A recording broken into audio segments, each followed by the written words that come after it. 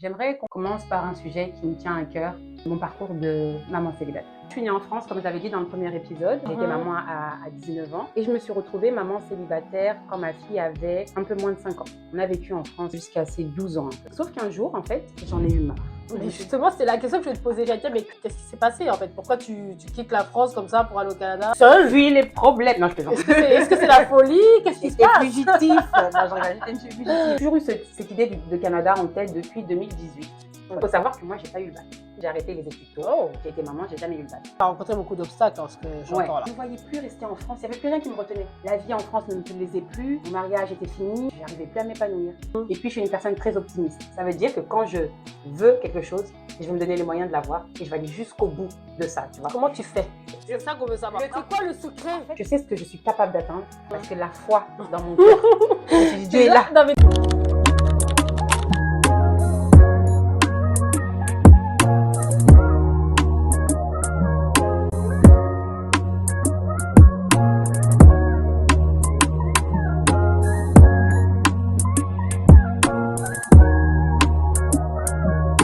Bienvenue dans le podcast Presque Sœurs. Ou plutôt, Elmo Sisters. Moi, c'est Dieneba. Et moi, c'est Whitney. Ici, on parle vrai, on partage, on s'élève entre femmes d'ici et d'ailleurs. Parce qu'on est presque sœurs, alors abonne-toi.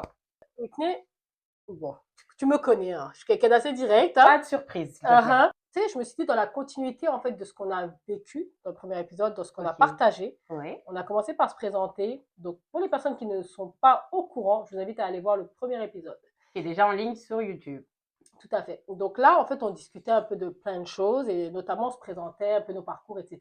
Comme on dit, on est Almost Sisters. Vraiment, je vais te mettre à l'honneur. Je vais me mettre au défi là. Comme ça, tu me lances et je tout dans la lance.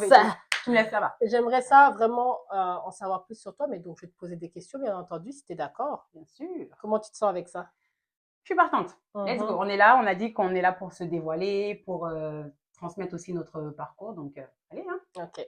Est-ce qu'il y a quelque chose que tu as envie de nous partager tout de suite? Il y a beaucoup de choses que j'aimerais partager, mais j'aimerais qu'on commence par un sujet qui me tient à cœur, mon parcours de maman célibataire, de maman solo, qui a déposé ses bagages un jour ici au Canada avec sa fille. Ok. En mode solo. Ouais, peut-être parler de ça. Qu'est-ce que tu en penses? Mais écoute, moi, ça me va très bien. Ça te va? Ça me va très bien. D'ailleurs, dans les commentaires, j'avais vu qu'il y avait une personne qui disait qu'elle était inspirée par ce parcours de femme monoparentale et tout en même temps de venir vivre au Canada. C'est quelque chose qu'elle voulait faire. Donc, j'ai l'impression que peut-être quelque part, on va aussi répondre à cette personne-là et puis à toutes ces personnes qui seront peut-être intéressées par le sujet. C'est vrai que c'est pas un parcours qui a été facile, je dirais. C'est un parcours quand même qui a été le parcours du combattant. Je pense qu'on peut dire ça comme ça, tu vois. Moi, je suis née en France, comme je l'avais dit dans le premier épisode, pour ceux qui l'ont pas encore vu. Et j'étais maman jeune, donc c'est ce que j'expliquais, que j'étais maman à 19 ans. Et je me suis retrouvée maman célibataire quand ma fille avait un peu moins de 5 ans. D'accord. On a vécu en France jusqu'à ses 12 ans à peu près. Sauf qu'un jour, en fait, j'en ai eu marre. Mais justement, c'est la question que je vais te poser. J'allais te dire, mais qu'est-ce qui a fait que quoi le déclic? Tu es passée de, ok, tu viens en France, parce que tu nous avais dit que tu venais de Lyon, etc. Oui, exact. Et puis finalement, tu dis, ok, je passe au Canada, mais qu'est-ce qui s'est passé en fait? Pourquoi tu quittes la France comme ça pour aller au Canada, en plus seule? Puis les problèmes. Non, je plaisante. Est-ce que c'est la folie? Qu'est-ce qui se passe? J'étais fugitif. Non, je regarde, j'étais une fugitive. Non, pas du tout. En fait, ce qui s'est passé, c'est que il faut savoir que moi, il y a un temps où je vivais sur la Côte d'Azur. J'habitais à Grasse. J'ai vécu là-bas pendant 5 ans avec ma fille. D'accord. Et je suis retournée ensuite sur Lyon en 2019. Donc, j'ai vécu à Grasse de 2014 à 2019. Et quand je suis revenue à Lyon, c'était pour reprendre des études. Donc, ma licence en psychologie, donc des études universitaires. Ma fille était scolarisée. Elle avait quand même un bon niveau scolaire, hein, généralement. Elle n'avait pas de soucis par rapport à ça. Mais je trouvais que ça se passait mal au collège. Je trouvais que ça se passait vraiment mal au collège. Elle travaillait bien, un très bon élève, bon comportement, etc. Mais je trouvais que les profs ne s'adaptaient pas aux élèves. Qu'est-ce que tu veux dire par là? Tu sais, ma fille, elle avait, je trouvais qu'elle avait une surcharge de travail qui était énorme à la maison. Des fois, elle passait des 2 heures, 3 heures à faire ses devoirs. C'est trop pour un enfant. Tu sais, tu sors de l'école, tu as déjà passé toute ta journée à l'école, tu as travaillé, tu rentres chez toi, tu as encore des devoirs, c'est OK. Mais passer des 3 heures sur tes devoirs, alors qu'elle avait un bon environnement, un environnement calme. Donc, je ne comprenais pas, en fait, qu'est-ce qui clochait, tu vois, pourquoi ça lui prenait autant de temps. Et j'en avais parlé avec sa professeure, je lui avais fait un courriel, mais vraiment un big courriel. Ça, c'est son dada. Ceux qui me connaissent savent que moi. Big courriels, là. Ceux qui me connaissent savent que moi, quand j'ai quelque chose à dire, quand il s'agit surtout de ma fille, je vais écrire et je vais écrire en français, tu vois. Et je pense que sur le moment, ça l'a comme surprise de recevoir ce courriel-là et elle l'a transmis au directeur. Donc le directeur m'a contacté et il m'a dit qu'il voulait me rencontrer. Et j'étais partie les voir et je leur avais dit ouais, que les devoirs, c'est pas possible, que ma fille, elle passe tant de temps dans un, qu'à partir de maintenant, elle va passer 1 heure sur ses devoirs. Et si elle n'a pas le temps de faire le reste de ses devoirs, elle ne le fera pas. Il m'a dit oui, je comprends, 3 heures, c'est beaucoup trop. Dans ce cas-là, quand elle fera pas ses devoirs, mettez-nous un mot, etc. Patati patata. Je pensais que la prof de mathématiques, c'était allait un peu les alléger au niveau des devoirs. Non, tu parles. Ils avaient 6, 7, 8 exercices par soirée. Quand elle avait ces exercices de maths, ces cours de maths, je trouvais que c'était énorme. Et puis, ça commençait à me fatiguer, Je commençais à voir des choses en France qui n'allaient pas. Je me suis dit, bon, qu'est-ce qu'on fait? Et puis, j'ai toujours eu cette idée de Canada en tête depuis 2018, il faut savoir. J'avais fait des recherches, j'étais partie m'informer, j'avais fait des conférences à Paris, etc. Quand tu dis conférence à Paris, c'est quoi ça? Je dis conférence, c'était plutôt comme salon de l'immigration, excuse-moi. Et tout ça, c'était en 2020, sauf que je m'étais inscrite au PVT, donc le permis vacances et travail, qui est autorisé pour les personnes de 18 à 35 ans, 36 ans moins un jour, donc jusqu'à la veille de tes 36 ans, pour les Français et pour les Belges. Français 2 ans, Belges 1 an. Et je me suis inscrite à ça en 2020 et en fait, j'ai pas été tirée au sort. Parce qu'il y a eu la Covid, il fallait certaines conditions pour venir au Canada. Et mon histoire d'immigration est extraordinaire parce que j'ai pas baissé les bras. J'ai laissé passer, je me dis, c'est pas le temps de Dieu. Il n'a pas décidé que c'est là que je dois partir. Donc, on va juste attendre. J'ai continué mon université. Je suis rentrée en 2e année de licence de psychologie. Quand tu dis tu as continué l'université, c'est-à-dire ça laisse entendre que tu as repris les études? Oui, qu'est-ce qui s'est passé? C'est ça, exactement. En fait, quand je suis revenue sur Lyon en 2019, j'ai repris mes études. Il faut savoir que moi, je n'ai pas eu le bac. D'accord. Sachez-le, moi, je n'ai jamais passé le bac. J'ai arrêté les études tôt. J'ai été maman, je n'ai jamais eu le bac. Mais je me suis toujours mis en tête qu'un jour, j'aurai le bac. Peu importe à quel âge, mais j'aurai ce bac-là, tu vois. Et à l'âge que j'avais, la seule opportunité qui s'offrait à moi, c'était de passer le DAEU, qui est le diplôme d'accès aux études universitaires, donc l'équivalence du bac. Et c'est pour ça que je suis rentrée à Lyon. C'est parce qu'en fait, je voulais le faire à Lyon, mais il fallait aussi un moyen de garde. Donc, si je restais sur Grasse, c'était un peu compliqué avec ma fille. Donc, je me suis dit, retourne à Lyon, ça sera beaucoup plus simple. Donc, je t'ai rencontré beaucoup d'obstacles dans ce que j'entends là. Ouais, quand même. Et puis, tu sais, le DAEU, c'est un diplôme que tu peux faire en 4 ans, comme en 3 ans, comme en 2 ans, comme en 1 an. Ça dépendait en fait de ton niveau. Quand on a passé des tests, et ben, ils m'ont dit, pour vous, ça sera 1 an. Vous pouvez passer en 1 an. Du coup, je l'ai passé en 1 an. J'ai passé mon DAEU donc de 2019 à 2020. Je l'ai eu. Je suis très contente, très fière de moi. Donc, j'ai eu l'équivalence du bac. Et ensuite, je suis rentrée dans mes études universitaires. Donc, de 2020 à 2021, donc juin 2021, j'ai fait ma première année de licence. Et la 2e année de licence, je l'ai entamée. Donc, en septembre, je suis partie, la rentrée scolaire, etc. Tout était OK. Sauf que moi, pendant l'été 2021, ce que j'ai fait, c'est que j'ai commencé à m'intéresser de plus en plus au Canada. Et puis, j'avais vécu une séparation parce que j'étais mariée. Et en fait, j'ai divorcé sur cette année-là, en début d'année. Donc, je ne me voyais plus rester en France. Il n'y avait plus rien qui me retenait. Mon mariage était fini. La vie en France ne me plaisait plus. Je n'arrivais plus à m'épanouir.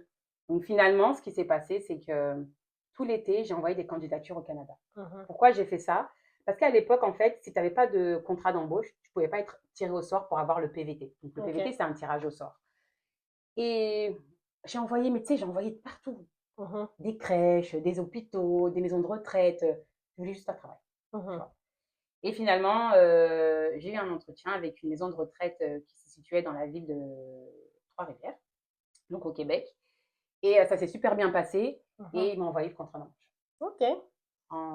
Mais là, début septembre. Ça, c'était dû au fait que c'était pendant la Covid, si je ne me trompe pas. Oui, exactement. Voilà, c'était les conditions pendant la Covid. Je juste un petit... je surligne un peu là, parce que en dehors du temps de Covid, le PVT, donc le permis de vacances-travail, on peut rentrer dans le bassin sans forcément avoir de contrat d'embauche. Voilà, exactement. Ouais, exactement. Ça, c'était vraiment les conditions COVID. Spécifiques. C'est bien de le préciser. En fait, Et c'était un avantage. Parce que si tu avais un contrat d'embauche, tu avais presque la certitude d'être tiré au sort parce qu'il y avait finalement plus beaucoup de tirage au sort. Tu vois. Et du coup, ça s'est passé comme ça. Et en fait, début septembre, j'ai eu ce contrat d'embauche. Mais il fallait me voir. Il fallait me voir. Déjà, j'ai raccroché le téléphone. J'ai appelé Madison. J'ai dit, Madison, fais tes valises. On part au Canada. On part. On voyage. Mais elle m'avait même pas encore envoyé le contrat d'embauche. Ça va trop vite dans ma tête. Je te crois. Tu me connais. Et là, je commence à dire, Madison, mais j'ai vraiment sorti des valises. J'ai sorti des valises. Tac, tac, tac, tac, tac. Et là, elle m'envoie le contrat d'embauche. Je suis trop contente. Mais cette certitude, elle vient d'où, là? Parce que c'est quand même important de le souligner, là. Ouais. Tu sais, je veux dire, c'est pas comme si c'était évident. Il y a des personnes qui auraient pu avoir la réaction contraire à se dire, oh, genre commencer à avoir de l'anxiété, un peu de crainte, oh oui, on vient de me proposer ça, mais et puis si ça marchait pas, et puis si ceci et cela. Mais toi, tu étais en mode bombardement, euphorie, on y va, les valises et tout. Mais qu'est-ce qui se passe, ça? Qu'est-ce qui s'est passé pour toi? C'est important Je vous explique. En fait, il faut savoir que moi, de base, je suis une personne très déterminée. Et puis, je suis une personne très optimiste. Ça veut dire que quand je veux quelque chose, je vais me donner les moyens de l'avoir et je vais aller jusqu'au bout de ça, tu vois. Comment tu fais? Eh ben, c'est ça qu'on veut savoir. Comment tu fais? Le truc, c'est que le mot système, on veut savoir. C'est quoi le secret? En fait, le secret, je sais même pas comment expliquer. En fait, c'est comme si j'avais un sixième sens. Je sais ce que je suis capable d'atteindre et ce que je ne suis pas capable d'atteindre, tu vois. Et c'est fou. Et le pire, c'est que moi, je suis quelqu'un, j'aime les défis. Moi, je vis pour les défis. Moi, c'est tout ce que tout le monde dirait, oui, non, ça, c'est pas possible. Moi, je leur dis, ok, d'accord, c'est pas possible, laisse-moi te montrer que c'est possible. Tu vois, parce que la foi dans mon cœur, je me suis dit, Dieu est là. Non, mais déjà, quand tu me dis, tu vas réussir, ma belle. Même ça, je me dis, mais vraiment, la meuf, elle est assurée, là. Elle se parle pas autrement que ma belle. Non, tu vas être là, tu vas être en place. Parce que, en fait, ce qu'il faut savoir, c'est que, à partir du moment où j'étais maman, tout ce que j'ai manifesté, donc la dernière fois, on parlait de la manifestation, n'est-ce pas? De l'intention, du coup, on disait. Exactement. Donc, tout ce que j'ai manifesté, je me suis donné les moyens, bien sûr, c'est pas tombé du ciel, mais je l'ai eu. Alhamdoulilah. Alhamdoulilah. Mais je l'ai eu, tu vois. Parce qu'en fait, je me suis toujours donné les moyens. Je suis pas restée assise à attendre que ça arrive à moi, tu vois. Je suis partie le chercher. Donc, ce que tu veux dire, là, si je comprends bien, c'est que, ok, il y a la manifestation, il y a la manifestation, il y a les intentions, exact. Et il y a l'action. Et bien sûr. Parce que là, ce que j'entends, c'est que, exactement ça. Genre, tu t'es mise en place. Tu as mis en place, en fait, ce que peut-être l'imaginaire que tu avais, les pensées que tu avais, tu les as concrétisées en allant de l'avant. Oui, exactement. Comme tu as dit, c'est les actions. Parce que des fois, tu manifestes, certes, tu auras ce qui t'est destiné, on va dire. Il faut les actions aussi derrière, tu vois. Il faut que ça bouge. C'est pas juste je manifeste et ça arrive, tu vois. Il faut les actions. Et moi, j'ai vraiment mis les actions en place. Je m'inscris le 3, tu ressors le 5 septembre.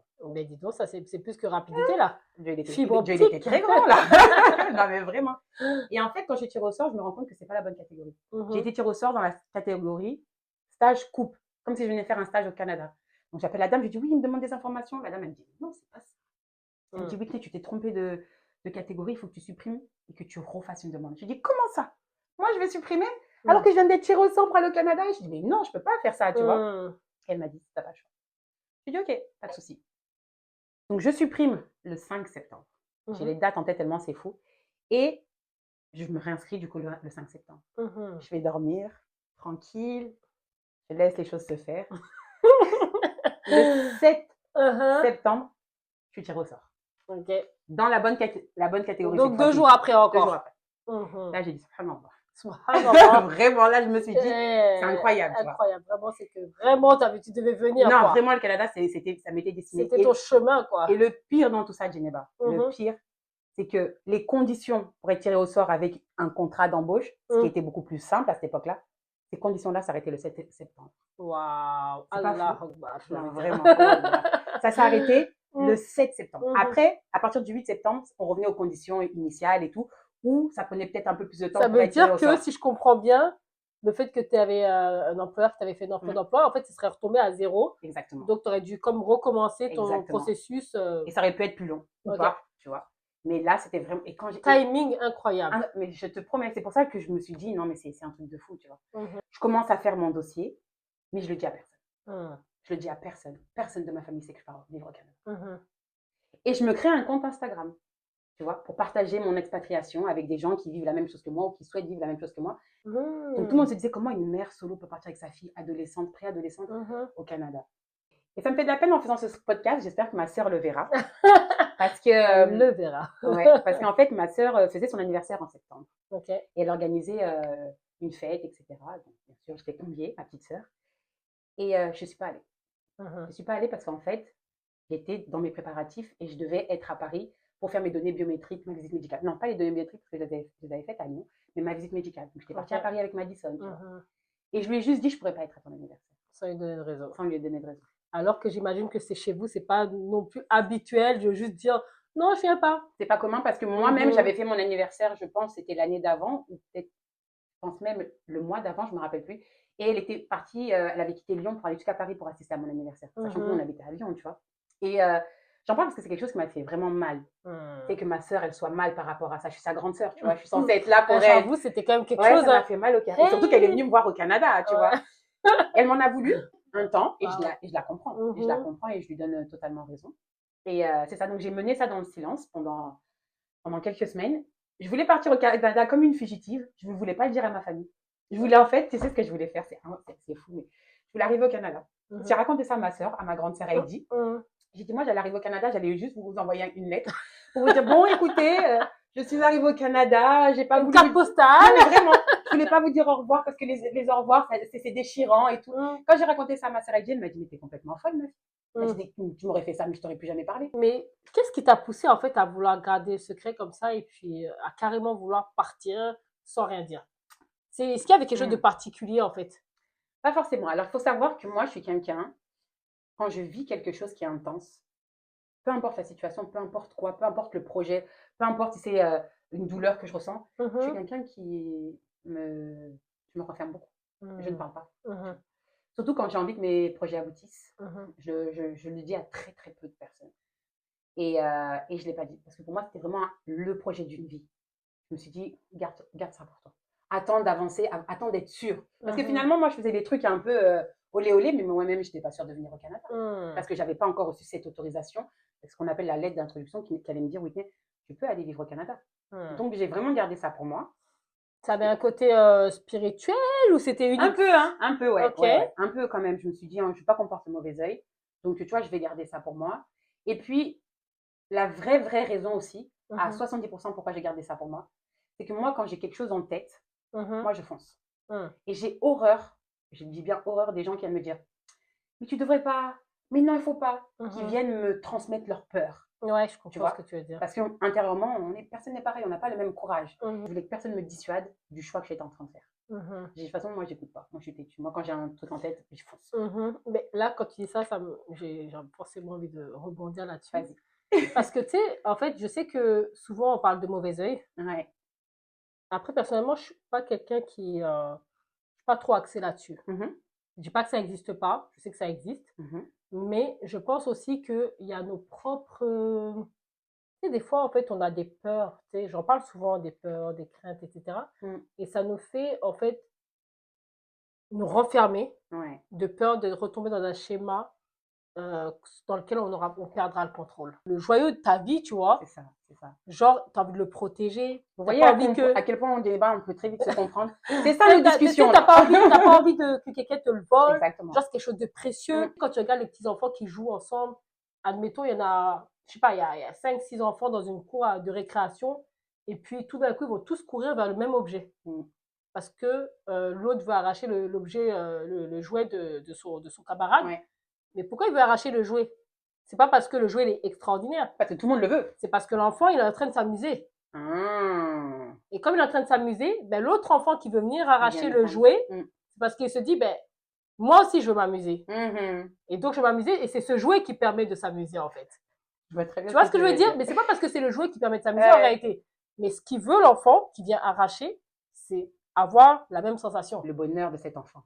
Donc, ça veut dire, en fait, que quand on est dans ce truc où, OK, là, je ressens quelque chose, c'est à moi. Je le vis, c'est mon moment, tu vois.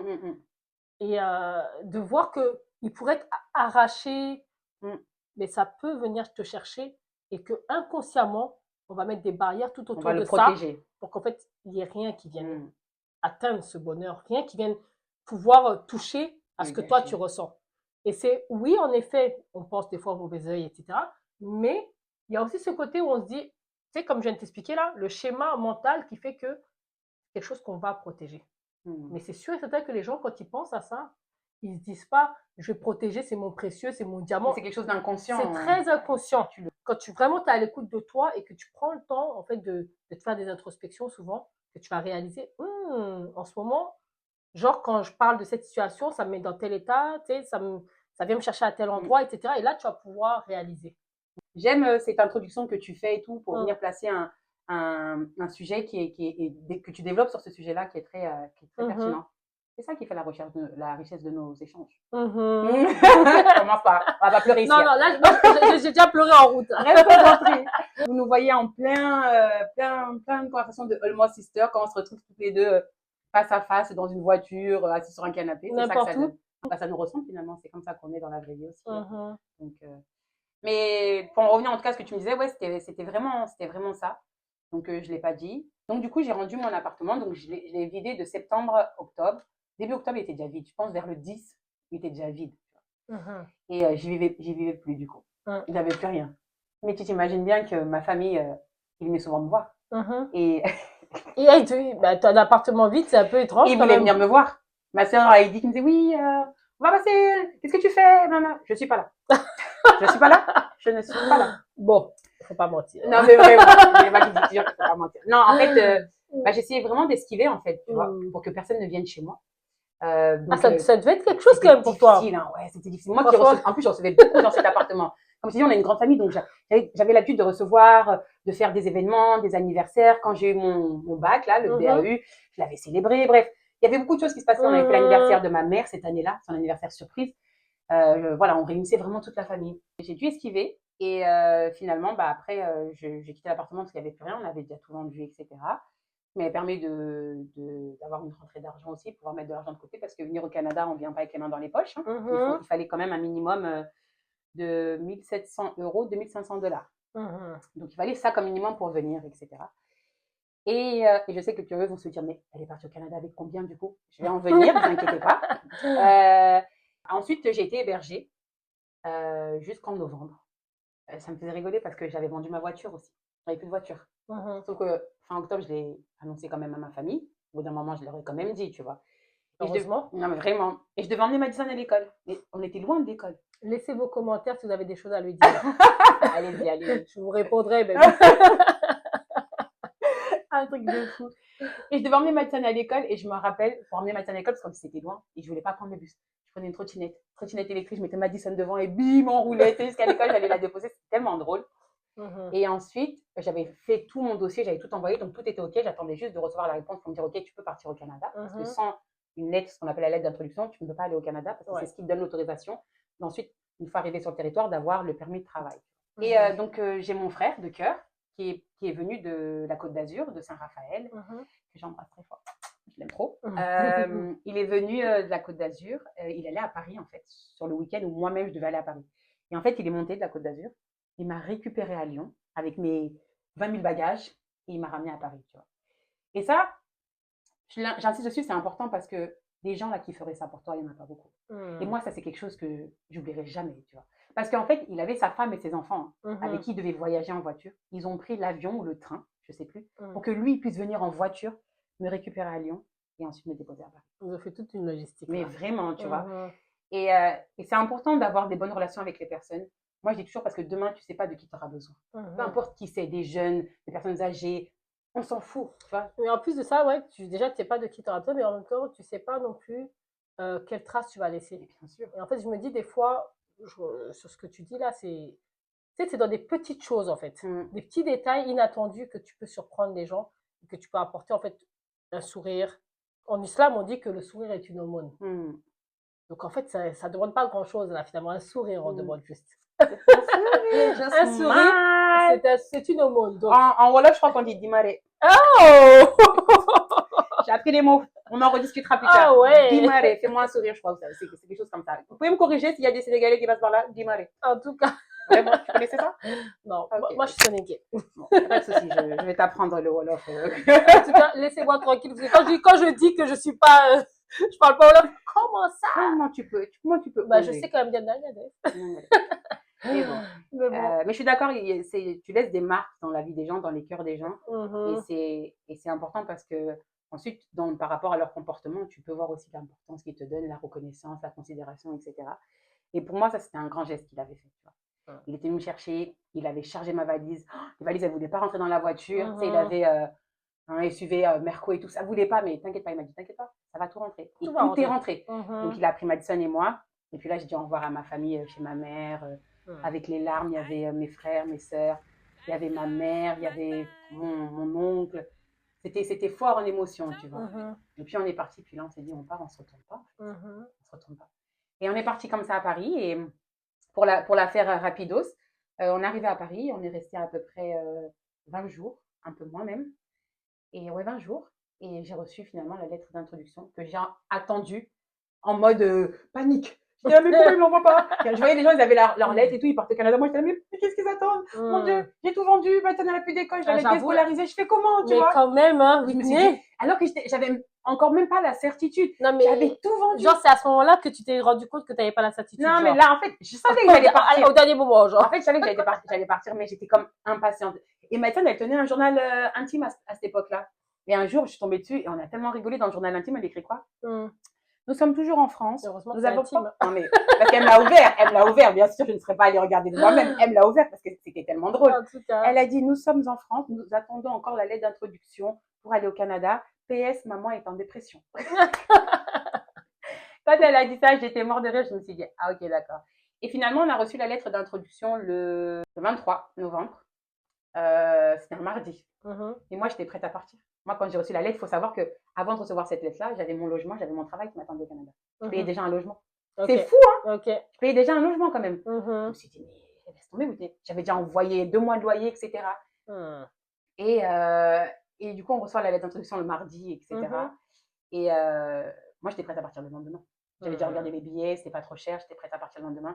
Sauf que j'avais trop de valises et je pouvais pas me déplacer comme ça. Donc, j'ai attendu qu'il y ait un pote à moi qui avait un gros camion, un gros van, excuse-moi, puisse me déposer à l'aéroport. Il m'a dit, bah, samedi. J'ai dit, ok. Donc, j'ai pris mes billets pour le samedi. Et le samedi, on est venu au Canada. Avec la lettre, etc. Franchement, c'était incroyable. Ma copine m'a accompagnée à l'aéroport. Mon ami nous a déposé, larmes, etc. Et je suis arrivée comme ça au Canada avec ma fille de 12 ans. Et avec 15 000 dollars.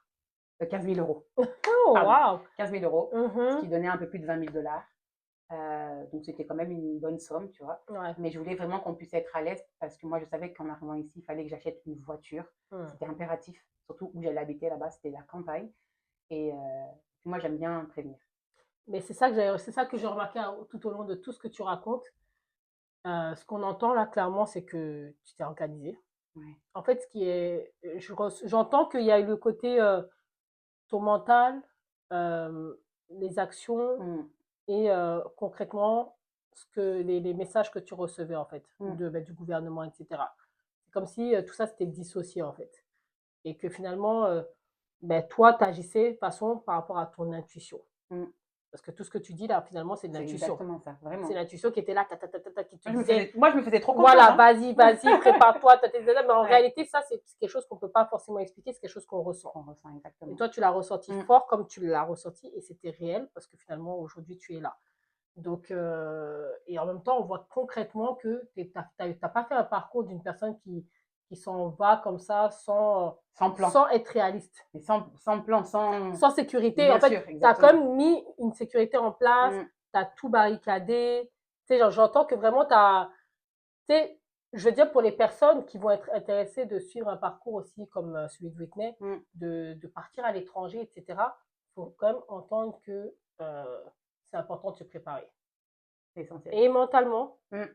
Et physiquement. Toi, tu dis ça alors que moi, je me suis préparée en 2 mois. Les gens ils vont se dire, mais préparation, ça veut dire. Non, mais ce que je veux dire, c'est que quand je dis préparation, c'est que toi, en fait, quand tu nous as expliqué ton histoire, c'est que depuis 2018, c'est un projet auquel tu pensais. Bien sûr, ouais. C'est-à-dire que oui, une fois que le processus s'est enclenché, ça allait très, très, très, très vite.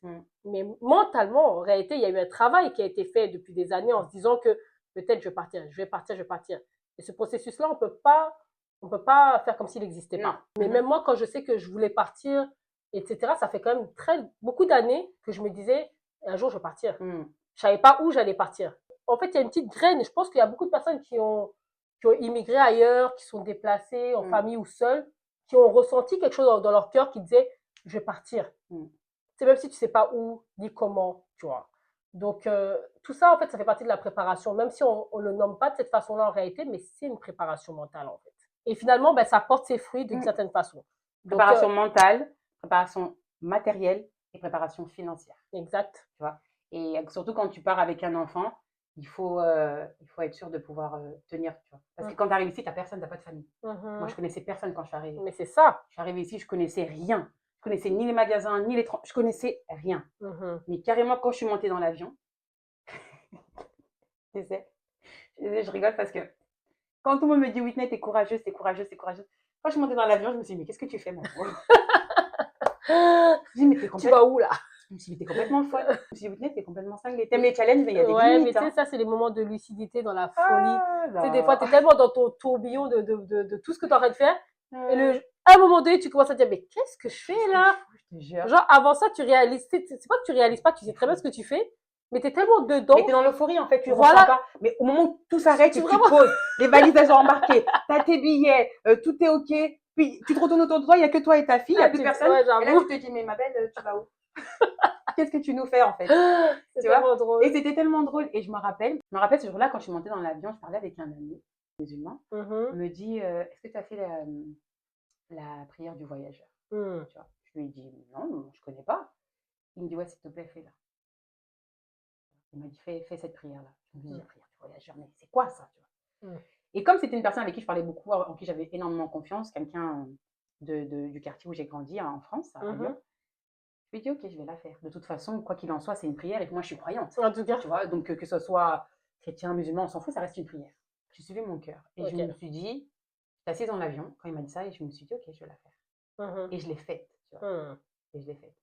Et le jour là où j'ai fait cette prière du voyageur, c'est la chose qui m'a le plus marquée dans ce voyage-là. Parce que cette prière-là, elle m'a attrapé le cœur, tu vois, elle m'est rentrée dans le cœur.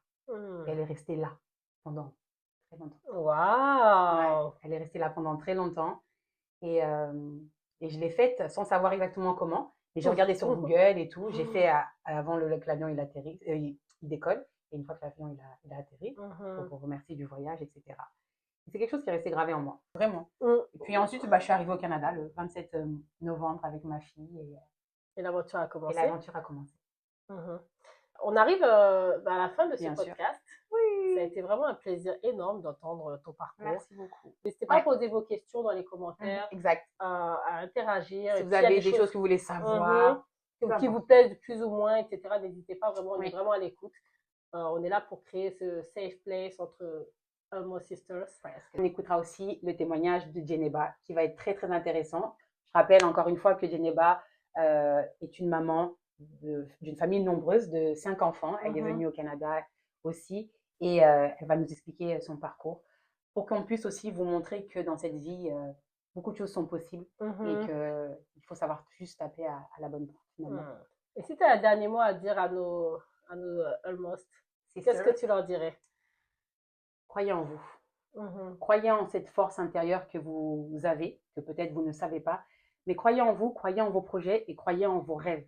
Parce que si vous ne croyez pas en vos projets, en vos rêves, personne ne pourra y croire à part vous-même. C'est à vous de décider encore une fois où, quand et comment. Comme je l'avais dit déjà dans le premier épisode. Manifestez ce que vous voulez. Manifestez ce que votre cœur a envie de vivre. Et allez-y. Moi, je suis quelqu'un, je ne réfléchis pas trop. Quand je veux quelque chose, je fonce. Et après, j'active le plan. En tout cas, je tiens quand même à remercier Djeneba de ce moment d'échange qui était très enrichissant et fructueux. On aura encore beaucoup de choses à apprendre à nos spectateurs, si je puis dire. Et puis, c'est ça. Bon, sinon, c'est la fin de cet épisode. Rappelez-vous que la valeur d'une femme ne se négocie pas parce qu'elle ne dépend ni du regard, ni de l'approbation des autres. Ici, ce qui nous parle, ce sont nos valeurs. On marche avec foi, on aime avec amour, on construit en famille, on grandit par l'éducation et on avance avec enthousiasme. C'est ce qu'on a appelé le FAF. Voilà. On vous dit à bientôt et n'oubliez pas de vous abonner. On vous met toutes les informations juste en dessous dans la description. À bientôt.